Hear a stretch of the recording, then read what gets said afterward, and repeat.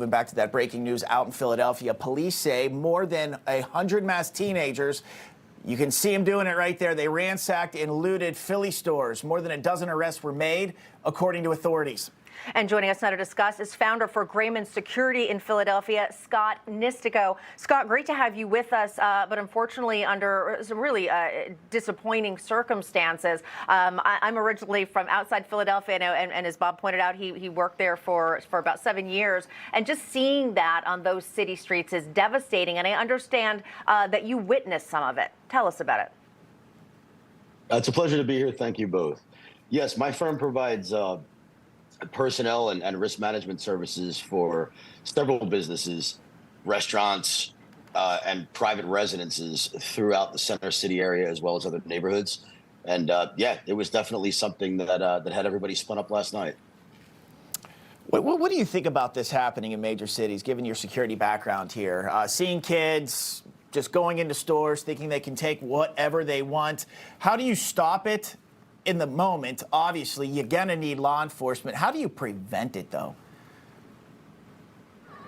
I don't know that there's a prevention. The issue's multifaceted, right? There's the systemic aspect to it. There's the fact that our law enforcement partners in these communities operate oftentimes with their hands tied and being severely undermanned. These men and women are out there willing to do what it takes to protect, but at the same time, they can only operate within their own protocols and confines. Most of the time, my concern on my end comes for providing safety to first the personnel, staffing, guests, and then the structure that we protect. Whether or not that could be resolved simply, I don't think there's an answer.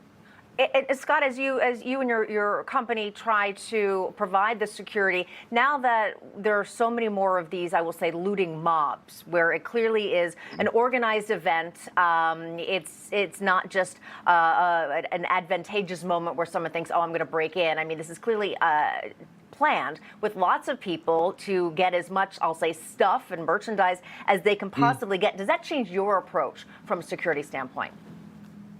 Sure. You have to identify the threat, understand what it is, and make adjustments to move forward. That's what an SRM firm does, and where it differs from a security company.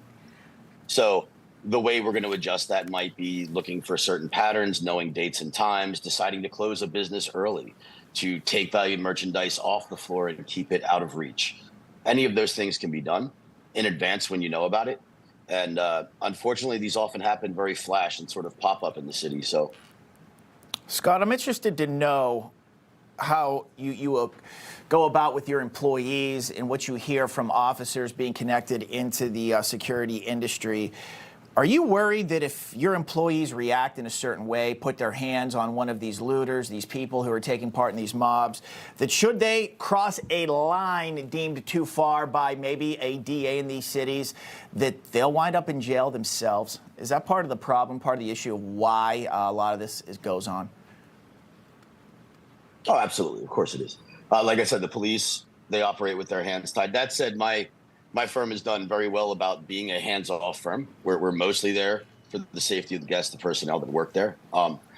At a point, I do tell my men not to put yourselves at risk to defend property that's insured. I hate to say that, but it is a fact. Well, and we're going to have to leave it there. But again, great point. Again, what's more important? Again, safety of actually your team members and those who are trying to provide security, or the stuff. And obviously, it's those who are providing security. Scott Nistico, thanks so much for your insight. Appreciate it. Thank you both.